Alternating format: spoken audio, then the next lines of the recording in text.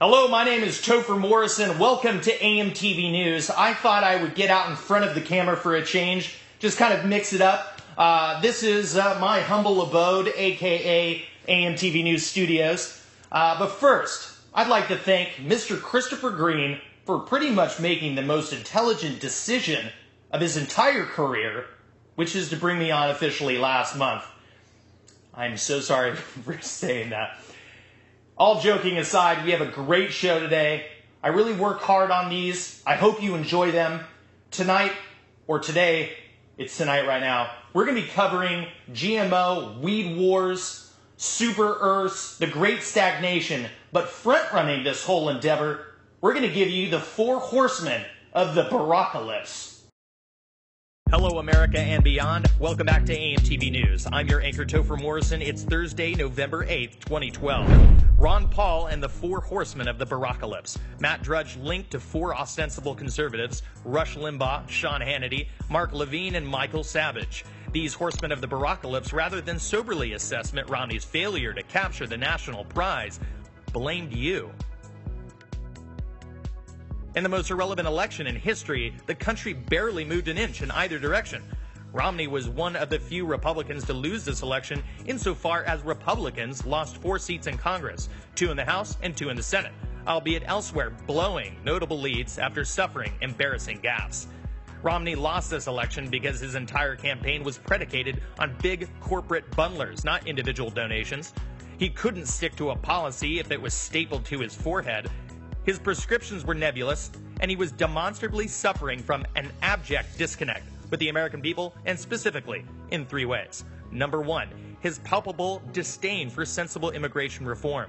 You can't have any illegals working on our property. I'm running for office, for Pete's sake. I can't have illegals.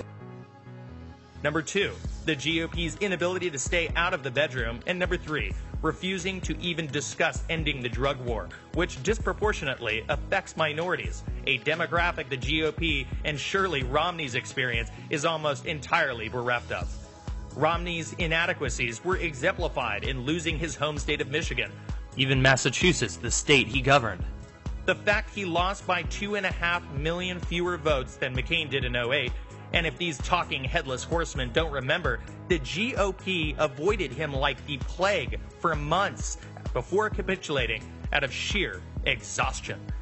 The 4 horsemen of the Barackalypse, with a combined 36 million listeners a week, rather than offer the unvarnished truth that Romney was designed and manufactured by elites for elites and is as guilty of corporatism and central planning as Barack Obama, sold you snake oil and blamed you and I, rather than admit they backed the wrong horse.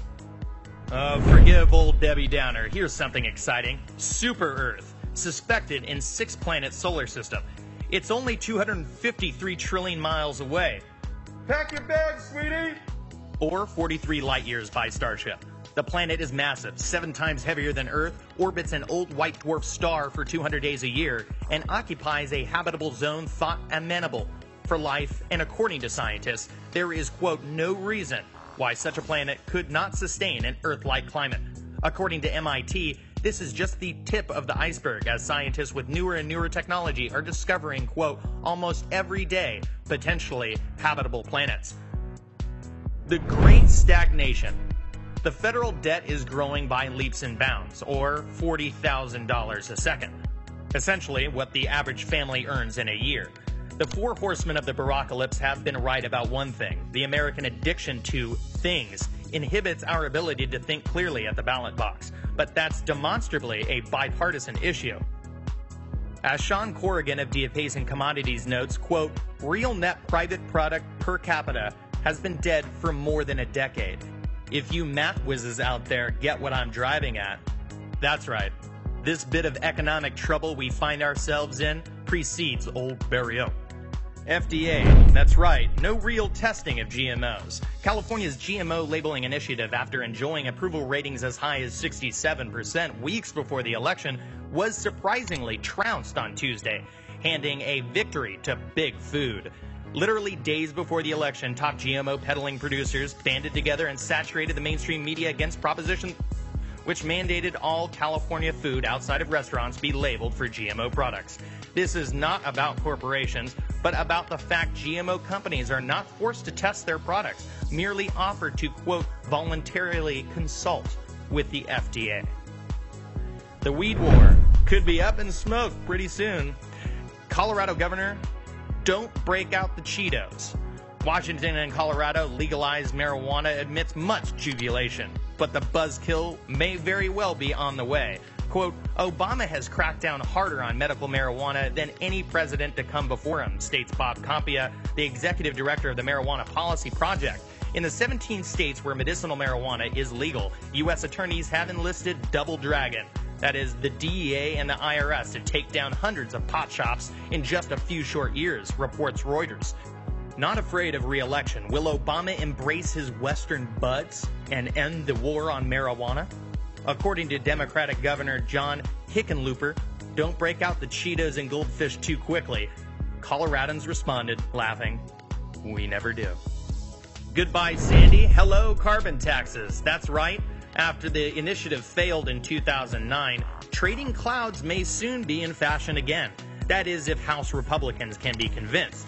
According to HSBC Holdings, of recent drug cartel and terror money laundering fame, introducing a carbon tax on emissions could help cut the budget deficit.